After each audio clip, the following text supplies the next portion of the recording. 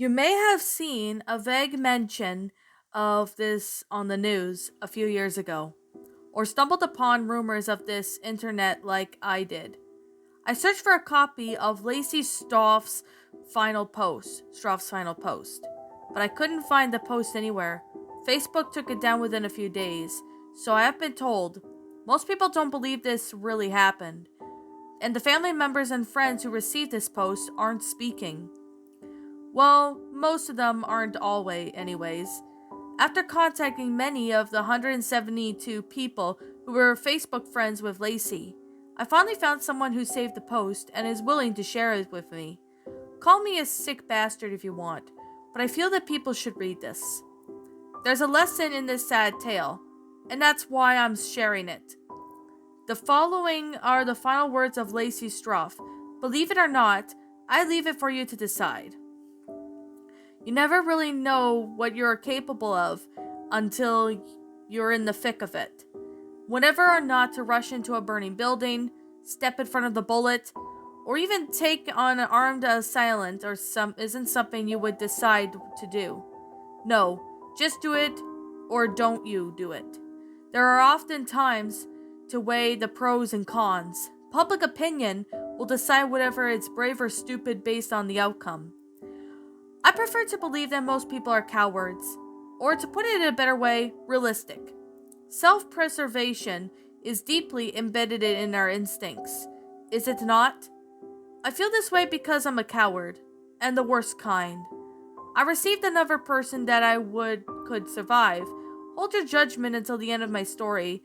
Not that I would care if you or anyone for that matter thinks.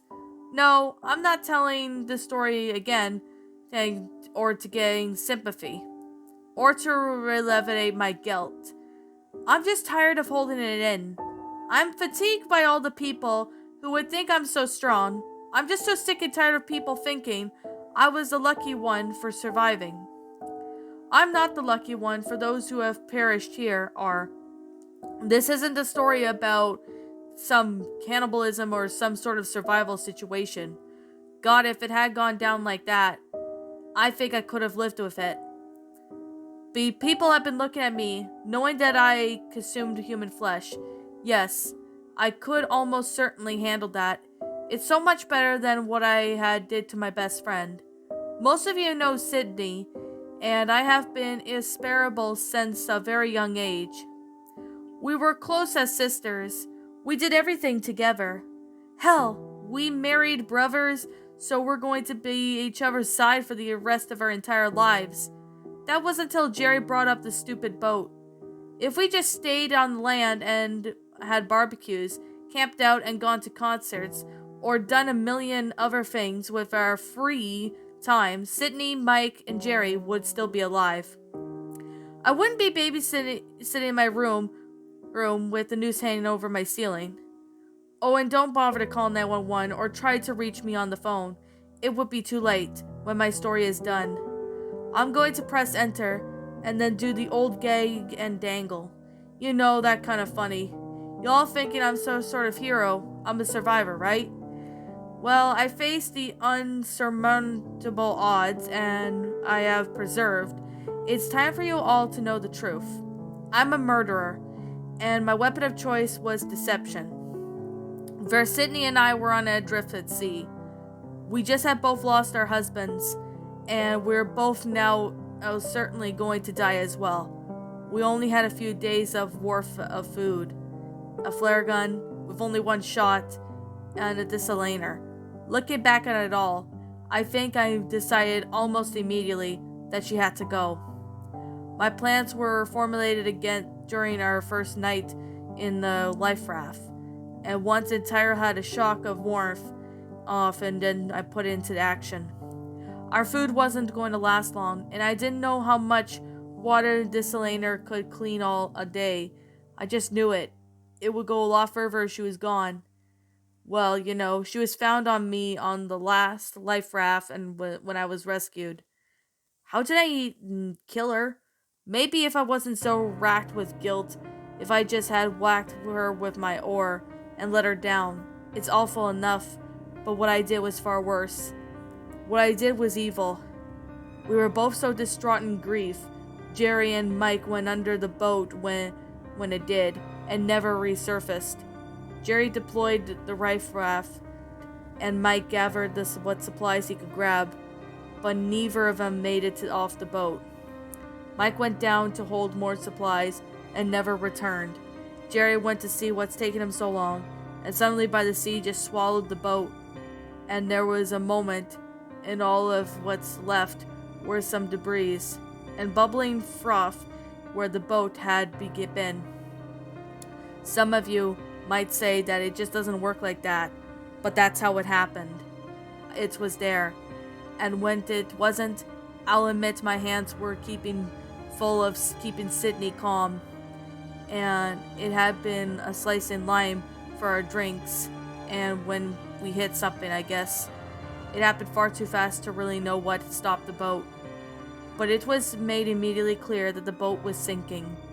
Jerry inflated the life raft and leashed it onto us, and Mike ended up going back on hold. Sydney just lost it. She somehow still had the knife in her hand, and she was struggling to get back on the boat.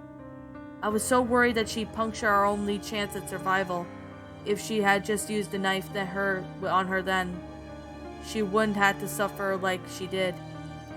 We screamed and yelled and hoped, and we would wait for them to resurface, but they never did. Sydney was inconsolable. We clung on to another all through the night, and I'll admit that her show of weakness sickened me. And it was then I decided that she had to go. Sydney wasn't a survivor.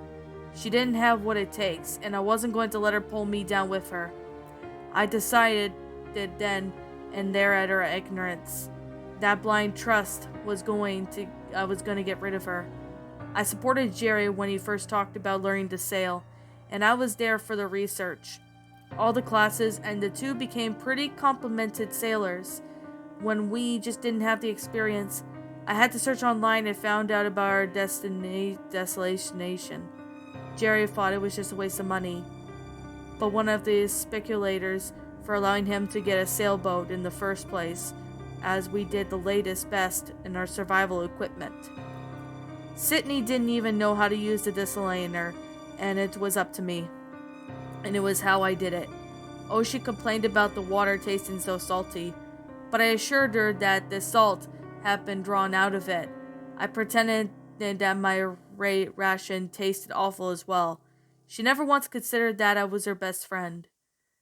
Would give her straights out of seawater. You see, most people would know not to drink seawater, but how many of you understand why you shouldn't? I knew it'd dehydrate you faster, but I didn't think all about the side effects. God, maybe if I have known, I would have probably not done it anyway. The sooner she was gone, the better chance I had of being rescued. It haunts me the most, that is, that I had plenty of ways to do away with her, but I chose to watch her slowly fade away, languishing and Durham in pain, and rather than let her know that I wanted her dead. I forgot on how allowing the shame influence on one's actions only bring much to a greater shame. I love Sydney with all my heart, but it seems though I love more myself. Go ahead, tell me I wasn't right in my mind. Tell me shouldn't blame myself for wanting to survive, and doing whatever necessary to do so. Tell me that you would have done the same thing. You could fool yourself, but you can't fool me.